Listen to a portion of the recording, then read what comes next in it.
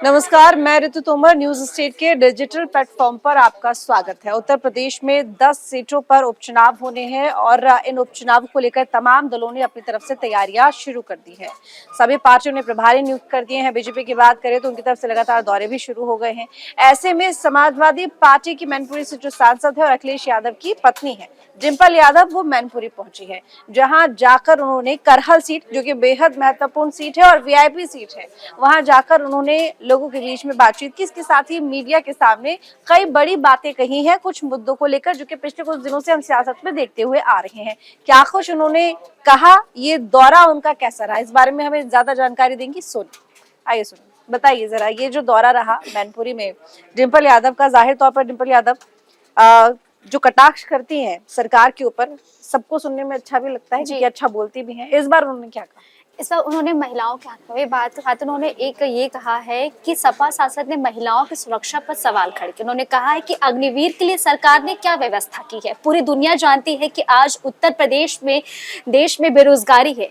कहा कि सच बोलने वालों की जगह नहीं देखती, लेकिन क्या ये सच होता है? साथ उन्होंने ये भी कहा कि योगी जी हमेशा महिलाओं की बात करते हैं, हमेशा महिलाओं के हक की बात करते हैं, लेकिन जब भी कोई चीज आती है तो कभी इन चीजों पे खुलकर नहीं बोलते हैं। साथ उन्होंने इसमें ये भी कहा कि अग्निवीर जैसे व्यवस्थाएं लागू करते हैं, लेकिन जब ये चीजें आती है तो इसमें कुछ खुलकर नहीं दिखता। बिल्कुल, उन्होंने कई मुद्दों को लेकर यहाँ पर बीजेपी को साधने की कोशिश की है। देखिए, वो दरअसल मैनपुरी में करहल सीट पर इसलिए पहुंची थी क्योंकि वहां पर उनको एक मूर्ति का अनावरण करना था। लोगों के बीच में पहुंची, बातचीत की। मैनपुर से खुद वो सांसद रही हैं और वर्तमान सांसद है। करहल सीट की अगर मैं बात करूं तो अखिलेश यादव यहाँ से विधायक थे। अब क्योंकि लोकसभा चुनाव हुए तो उन्होंने उस सीट से इस्तीफा दिया और वो जीत गए कन्नौज से। तो ऐसे में करहल सीट पर इसीलिए उपचुनाव हो रहा है। जिम्मेदारी समाजवादी पार्टी के बड़े नेताओं के ऊपर है। तमाम बड़े नेता वहां जाएंगे, प्रचार प्रसार करेंगे। हालांकि करहल जो सीट है उसकी लड़ाई कुछ इस तरीके से है कि बीजेपी चाहती है कि किसी भी तरह से सपा के गढ़ में अगर वो बाजी मार ले तो एक बहुत बड़ी बात बीजेपी के लिए हो जाएगी। हालांकि मैनपुरी में जो डिंपल यादव है, जब वो करहल सीट पर पहुंची, वहां पर गांव में मूर्ति के अनावरण के लिए, तो मीडिया जाहिर तौर पर वहां पर पहुंचेगा। जब उनसे मुखातिब हुई तो उसमें उन्होंने कई तरह की बड़ी बातें कही, जैसे कि अभी सोनी ने जानकारी दी कि उन्होंने महिला सुरक्षा को लेकर सत्ता पक्ष को घेरा है। उन्होंने अग्निवीर को लेकर भी सत्ता पक्ष को घेरा है। उनका साफ कहना है कि उन्होंने कुछ नहीं किया, ना तो महिला सुरक्षा पर कुछ किया है, ना ही अग्निवीर योजना को लेकर उन्होंने कुछ खास किया है। इसके साथ ही राहुल गांधी अमेरिका पहुंचे थे, उनके इंटरव्यू को लेकर लगातार राहुल गांधी को घेरा जा रहा है। इसको लेकर भी उन्होंने अपनी राय सामने रखी है।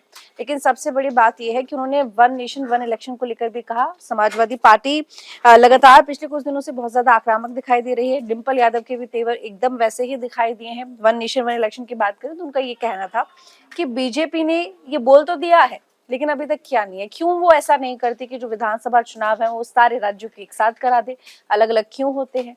सही बात है, लेकिन बीजेपी ये बात बोल जरूर रही है, लेकिन वो कब इस चीज को लागू करेगी, कब इलेक्शन होंगे, ये तो खैर भविष्य के गर्भ में छिपा हुआ है।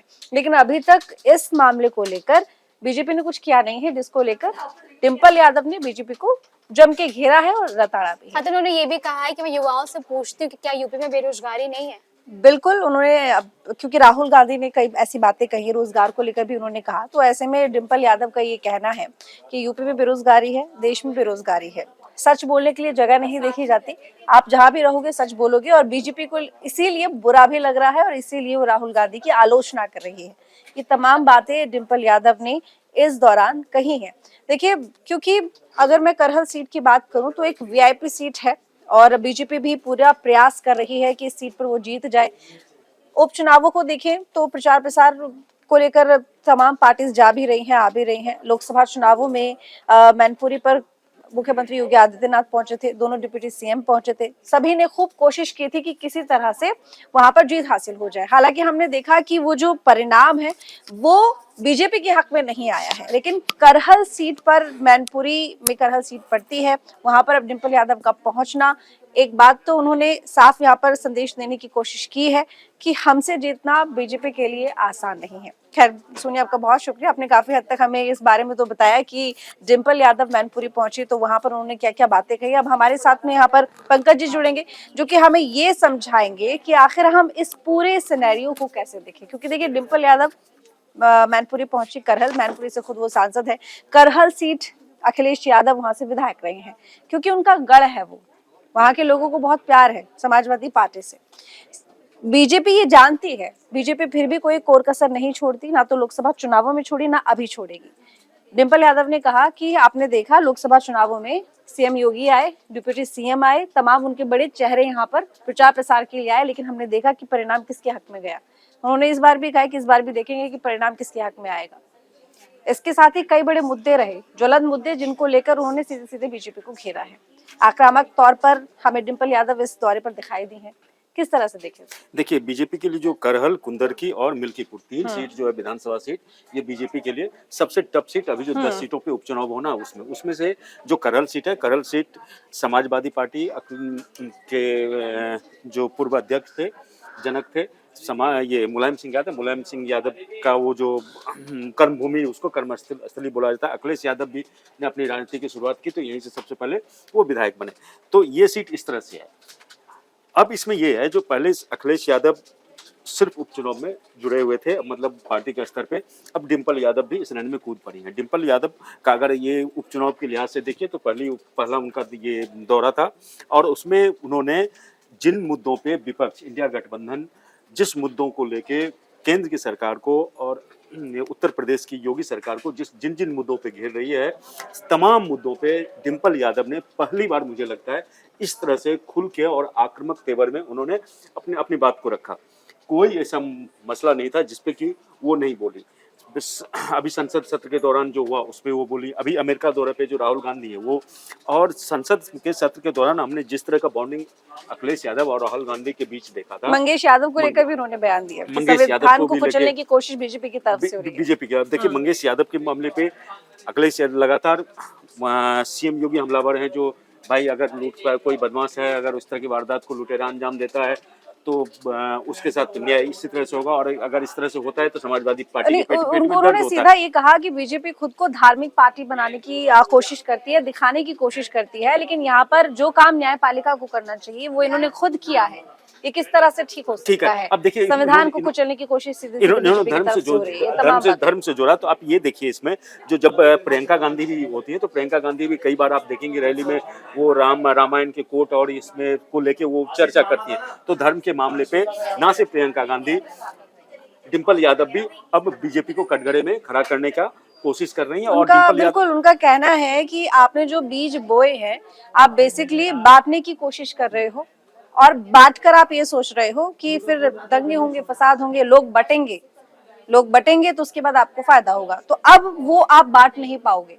सीधा सीधा यहाँ पर ये कहना है डिम्पल यादव का कि आप यहाँ पर अब बांट नहीं पाओगे, क्योंकि जो गठबंधन है, जिस तरीके से उन्होंने काम किया है लोकसभा चुनावों में, कुछ ऐसा ही अब इस उपचुनाव में भी देखने को मिला, और निश्चित पूरी तरह से आश्वस्त नजर आई है। निश्चित रूप से। और जो डिम्पल यादव भी, जो अखिलेश यादव और इंडिया गठबंधन का पीडीए का जो फार्मूला, उस पीडीए के फार्मूले पे वो बात करती हुई नजर आई। देखिए उन्होंने कितना विस्तार से सब बातों को किया। और सबसे बड़ी बात है, जो करहल का जो सीट है, करहल का सीट, इस सीट पे समाजवादी पार्टी, मतलब इनका अपना फेवरेट सीट है, सब कुछ इनके पक्ष में। वहाँ का जो आप समीकरण, सियासी समीकरण देखिए, जातीय समीकरण, जितना भी चीज देखिए, समाजवादी पार्टी के पक्ष में। फिर भी समाजवादी पार्टी पक्ष में वहां से तेज प्रताप यादव, जो वहां से सांसद पहले रह चुके हैं मैनपुरी से, वहां से उनको ये बनाया जा रहा है, उनको क्या बोलते हैं, उम्मीदवार समाजवादी पार्टी के तरफ से उनको प्रत्याशी बनाया जा सकता है। तो इस तरह से देखिए, ये उपचुनाव एक तरह से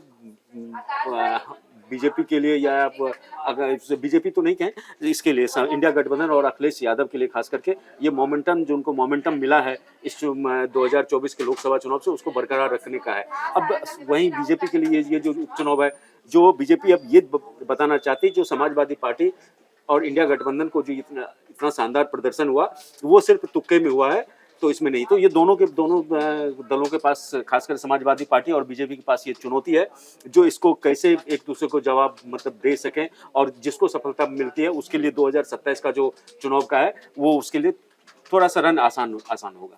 हाँ, बिल्कुल सही कहा आपने। और देखो, जिस तरीके से उन्होंने तमाम मुद्दों को छुआ है, उन्होंने किसानों को लेकर भी बात की। उन्होंने सीधा सीधा कहा कि किसानों की स्थिति ठीक नहीं है प्रदेश में, उनके लिए काम होना चाहिए, लेकिन यहाँ पर कोई काम नहीं हो रहा है। महिला हो, रोजगार हो, युवा हो, किसान हो, या फिर यहाँ पर अग्निवीर योजना की बात हो, या फिर राहुल गांधी का बयान हो, या मंगेश यादव हो, उन्होंने तमाम अब उन देखिए, मुद्दों पर बात अग्निवीर की है जिन अग्निवीर पर फिलहाल खूब हमने देखा कि किस तरह से चर्चा हुई है। देखिए, अग्निवीर योजना एक ऐसी योजना है जिसके कि आप अगर बोलें जो बीजेपी शासन के लिए एक तरह से दुखती रग है, और दुखती रग पे हाथ इन्होंने डिंपल यादव ने भी रखा है। अब अग्निवीर योजना को सीएम योगी जो है सो पुलिस भर्ती परीक्षा से उसको मेकअप करने की कोशिश कर रहे हैं।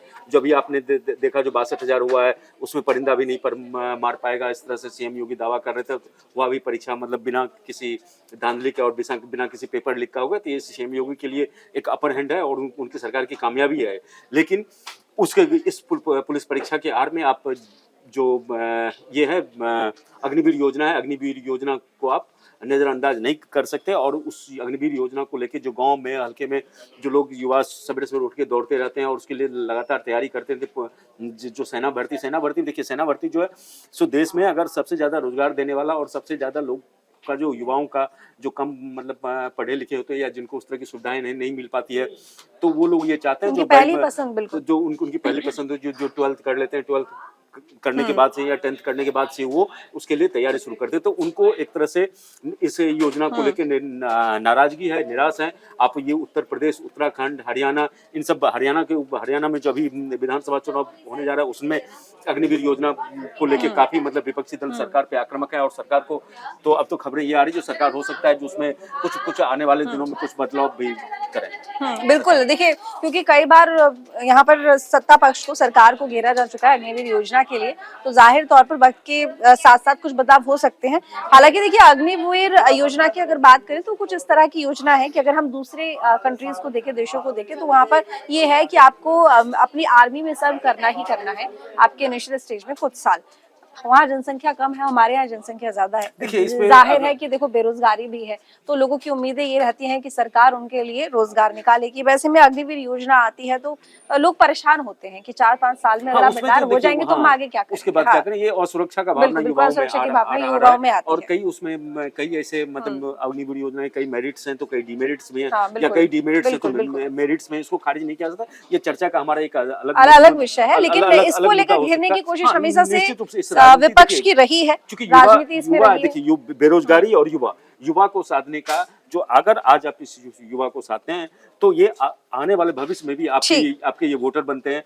तो इसलिए ये मुद्दा काफी मतलब अहम है। ठीक है, तो चलिए एक बार मैं आपको ये बता देती हूँ कि कौन सी वो 10 सीटें हैं जिन पर उपचुनाव होने हैं। अयोध्या की मिल्कीपुर सीट है, कानपुर की सीसामऊ सीट है, अंबेडकर नगर की कटहरी, मैनपुरी की करहल, गाजियाबाद और इसके साथ ही अलीगढ़ की खैर, मुजफ्फरनगर की मीरापुर, मिर्जापुर की मझवा, प्रयागराज से फूलपुर और मुरादाबाद की कुंदर की विधानसभा सीट जिन पर चुनाव होने हैं। ये उपचुनाव जिनको लेकर हालांकि अभी तारीखों का ऐलान नहीं किया गया है, लेकिन तमाम दल पूरी कोशिश में लगे हुए हैं कि किस तरह से इन चुनावों में बाजी मारी जा सके। इसीलिए हम हर दिन इसी तरह के एक नए विषय के साथ आपके सामने आते हैं ताकि उस पर चर्चा कर सके और आपको भी इस बात की जानकारी दे सके कि आखिर सियासी गलियारों में हो क्या रहा है, आपके प्रदेश में जो राजनीति चल रही है वो किस दिशा पर चल रही है।